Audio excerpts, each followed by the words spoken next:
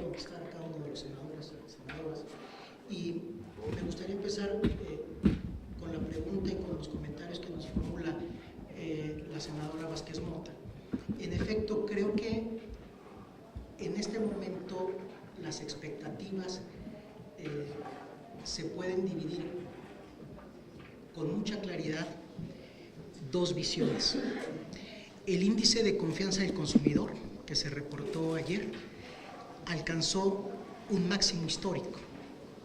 Y ese máximo histórico está sustentado fundamentalmente en una pregunta que se hace en esa encuesta, que es cómo percibe el consumidor la expectativa futura de la economía nacional para los próximos 12 meses.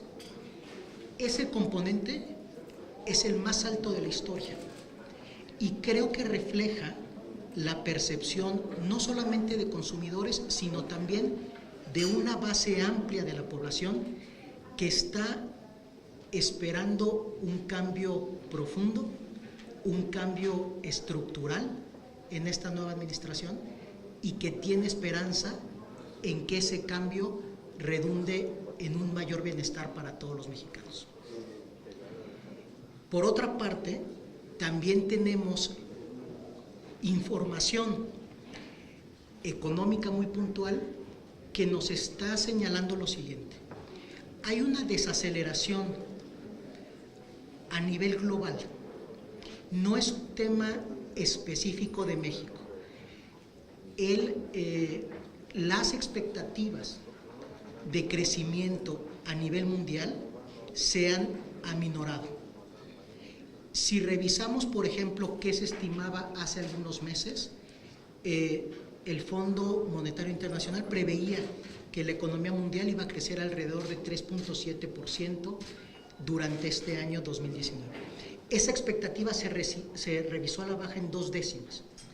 En el caso de México, además de los datos del último trimestre de 2018, en donde también el PIB creció a una tasa de 1.7, con respecto a trimestres anteriores se observa una desaceleración. Y como usted bien señala, los indicadores de coyuntura en el sector industrial y en el sector de la construcción muestran una desaceleración. Desde mi opinión, creo que lo que ocurre es, primero, ante un cambio de administración, siempre los inversionistas toman una posición de mayor cautela. Es decir, planes de inversión quedan suspendidos en el tiempo hasta tener una definición mucho más clara de las cosas. Pero yo creo, senadora, que hay un tema importantísimo para la inversión que tiene que ver con el fortalecimiento del Estado de Derecho. Las inversiones se realizan con una expectativa y con una visión de 5 años, de 10 años, es decir, son decisiones que se toman para el largo plazo. Y en ese sentido creo que todos los mexicanos estamos llamados, junto con la administración federal que empieza, a construir un escenario que sea de mayor certidumbre, con elementos estructurales que permitan el buen desarrollo de las actividades industriales, del empleo, de la inversión. Es decir, generar un entorno macroeconómico propicio para que todas las actividades puedan crecer a ritmos más acelerados.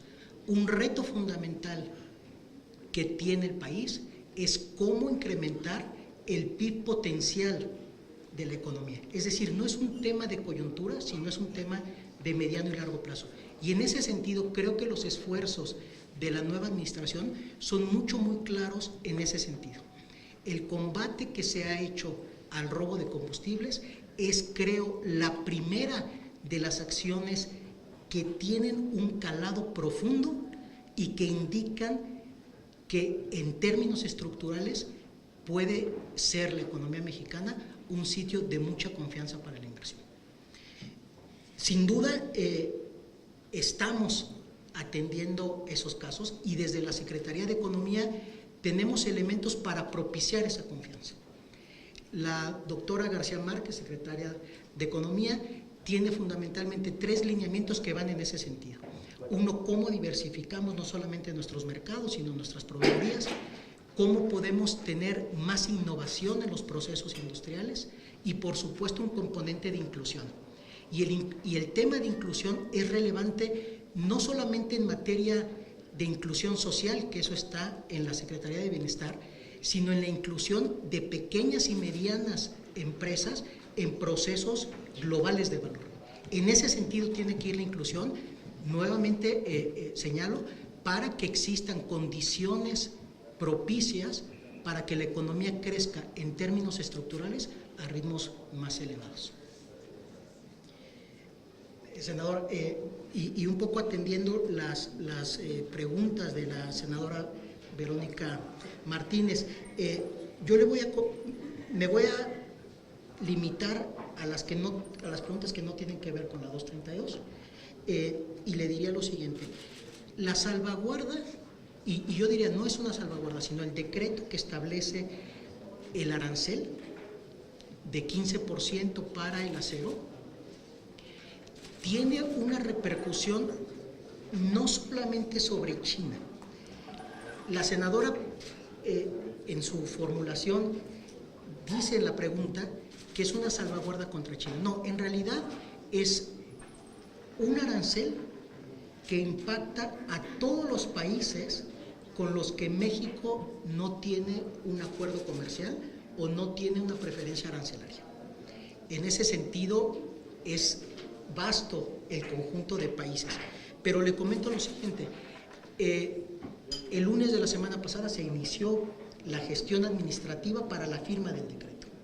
Y también creo que es relevante señalar que los decretos que han sido semestrales no siempre se han renovado de manera automática y en el día que fenece uno. De hecho, senadora, el decreto previo, es decir, el que terminó el 31 de enero de 2019, en su origen tardó 50 días posterior a que había fenecido el anterior.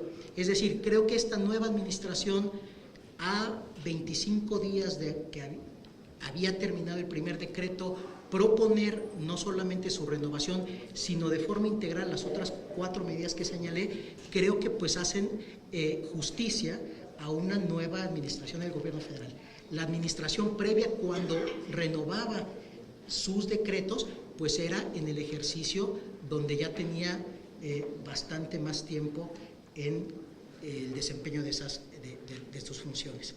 En el tema de inversión, aquí quiero señalar algo que es, y está en consonancia con lo que comenta el senador Gómez Urrutia. Las inversiones en el sector son de mediano plazo, indiscutiblemente tienen que tener un componente social, indiscutiblemente tienen que tener no solamente el de ampliar la capacidad de producción, incorporar nueva tecnología, sino también ir garantizando mejores condiciones de trabajo para las personas que están empleadas en estas industrias. Las inversiones, senadora, al menos las grandes compañías que pertenecen también a Canacero nos han externado sus planes de inversión, en un caso alrededor de $1,000 millones para la segunda fase de un proyecto de inversión en Michoacán, una cantidad similar en Nuevo León. Es decir, los flujos de inversión están contemplados en ese marco, sobre todo porque el decreto atiende a una fracción pequeña del flujo comercial de acero que tiene México. Entonces, en ese sentido, creo que el panorama es alentador. Estas compañías han expresado su voluntad, el proceso de continuar con el proceso de inversión, y repito, cada una de ellas con $1,000 millones en la línea de tiempo que van a invertirse en los próximos años. Sobre el decreto Frontera Norte, aquí yo nada más les comentaría, el decreto en su origen tuvo como decisión que aplicar en aquellos municipios que son fronterizos o aquellos que no estaban a una distancia mayor de 25 kilómetros. Entiendo que algunos municipios de la región de los 5 manantiales están a 10 kilómetros de esos municipios que están a 25 o a 5, pero digamos que los municipios conurbados pues también dirían, oye, yo estoy de algún aledaño al municipio que entra en el decreto. Y si se incorporaran esos adicionales, los otros, y al final pues el decreto tendría que ser para todo el país. Y creo que debemos entender que el decreto Frontera Norte, como lo señaló el presidente, es la última cortina en los temas de desarrollo que vienen pues prácticamente desde el sur-sureste, ¿no? Hay medidas para el sur-sureste, hay medidas para la parte central del país, hay medidas para el norte, es decir, hay una concepción integral para también fomentar un desarrollo regional más equilibrado. En el caso de los comentarios que nos hace el senador Napoleón Gómez Urrutia, yo creo que sin duda el gobierno federal tiene que transmitir certidumbre, no solamente para las inversiones en el sector siderúrgico, sino para las inversiones en general.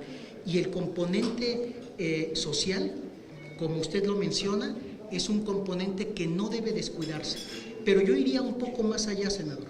Creo que en todas las acciones del gobierno federal, incluyendo la del decreto, se debe procurar la protección o de alguna manera las mejores garantías para todas las cadenas productivas, para todos los eslabonamientos de esa cadena y sin duda también para proteger a los consumidores. Muchas gracias. Muchísimas gracias.